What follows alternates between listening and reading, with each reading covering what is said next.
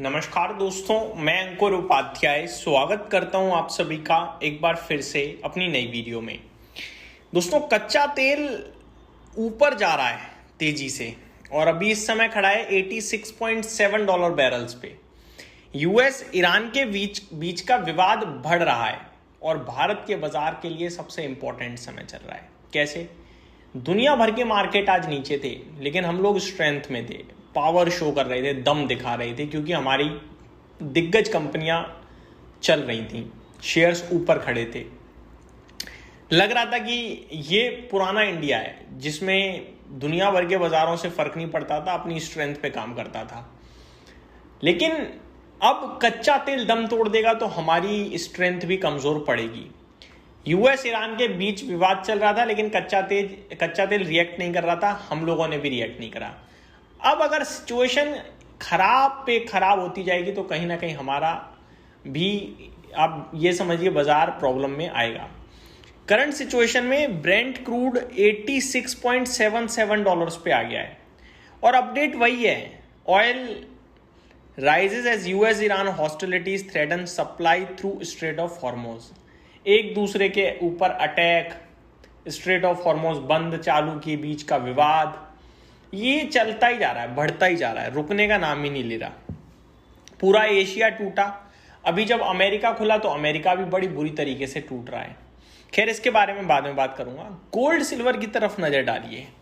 चांदी आ गया $55 प्रति आउंस पे और सोना खड़ा है $4000 प्रति आउंस पे। ब्रोकरेज हाउसेस की माने तो ये कह रहे हैं कि भैया अगर 4000 का लेवल टूटा तो और गिरावट आ सकती है गोल्ड में। एक बार डिटेल्स में आप सभी के साथ शेयर करना चाहूंगा। Gold was on track for its biggest weekly loss in 6 on Friday as escalating US Iran clashes lifted oil prices adding to inflationary pressure and strengthening the case for higher US interest. Spot gold 3995 यानी round figure में $4000 प्रति ounce. ये level बड़ा important है क्योंकि ये break हो गया तो फिर फर्दर गोल्ड और गिर सकता है। एक बार मैं आप सभी के साथ इंडियन मार्केट में शेयर करता हूं क्या भाव चल रहा है, क्योंकि उससे हमें ज्यादा अच्छे से समझ में आएगा। गोल्ड सिल्वर में जनवरी में हाई लगे थे, बहुत ही शानदार तेजी चल रही थी, फोमो चल रहा था, सबको खरीदना था, भाव से किसी को मतलब नहीं था।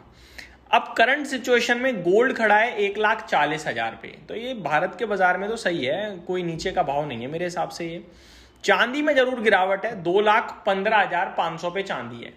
मैं एक चीज बताना चाहूंगा, जब सोना 1,80,000 था और चांदी 4 लाख चला गया था इंडियन मार्केट में, फंडामेंटल्स तब भी वही थे जो आज हैं, कुछ नहीं बदला है, बदला सिर्फ ETF में है। ETF के इन्वेस्टर्स गायब हो गए हैं लॉस को देखकर। मार्केट में जो गोल्ड की इन्वेस्टर्स के बीच में रुचि थी, जो डिमांड थी, वो घट गई है, खत्म भी हो गई है काफी जगह। तो गिर रहा है। डिमांड सप्लाई में कोई दिक्कत, कोई चेंज, कोई बदलाव नहीं है। बस इन्वेस्टर्स का जो मूड था, जो उस समय माहौल था, वो बदल गया है। अब मैं आप सभी के साथ बात करना चाहूंगा कितना गिर सकता है, कितना बढ़ सकता है। हम लोगों ने नहीं सोच पाया था, क्योंकि हर दिन 5% बढ़ रही थी चांदी, याद है? 3 लाख से 4 लाख 7-8 ट्रेडिंग सेशन में चला गया था चांदी। ऐसा लग रहा था कि सबसे बड़ी गलती हो रही है चांदी में निवेश ना करके। और जब करेक्शन आई तो वो भी बहुत ही शार्प आई थी। बाइंग की वजह से तेजी अनाप शनाप हुई, अब सेलिंग की वजह से गिरावट भी अनाप शनाप हो सकती है। लेकिन आपको as a investor, as a quality buyer, एक चीज पता होनी चाहिए, 4 लाख खरीदने का भाव नहीं था तो 1,80,000 बेचने का भाव भी नहीं होगा चांदी का। 1,80,000 पे आपको बाय ऑन डिप की स्ट्रेटेजी बनानी है, खरीदना है सिर्फ और सिर्फ। आपको 6 महीने प्लस का व्यू रखना है, 1,80 से खरीदारी शुरू करनी है, क्योंकि वो भाव है जहां पे निवेशक लॉस नहीं खाएगा। बात करूं अगर गोल्ड की, तो 1,40 ट्रेड कर रहा है। देखो, खरीदने के लिए तो 1,35 का भाव भी बहुत अच्छा है, लेकिन अगर 1,30 मिले तो आप डरिएगा मत, निवेश कीजिएगा, क्योंकि फिर वो भाव बेचने का नहीं होगा। ये मैं आपसे क्लियर कट बोल रहा हूं। काफी सारे लोगों को समझ में नहीं आता। ETF आपके लिए उपलब्ध है, जो सेलिंग चल रही है ETF में इस समय, वही बाइंग करनी है आपको बस। जैसे ही बाजार में वापस तेजी बनेगी यही सेलर वापस खरीदने आएगा।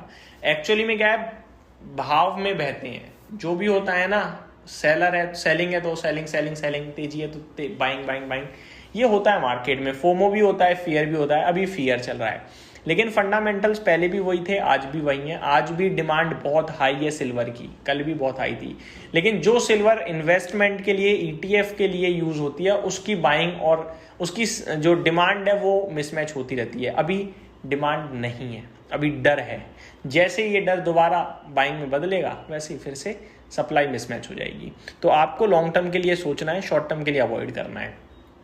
इस बीच में मेरे तरफ से आपके लिए एक चीज और है, रिलायंस के नतीजे आए हैं जो मैं आप सभी के साथ शेयर करूंगा अगली वीडियो में। बने रहिएगा चैनल के साथ। Thank you so much for watching this video. Have a great day guys.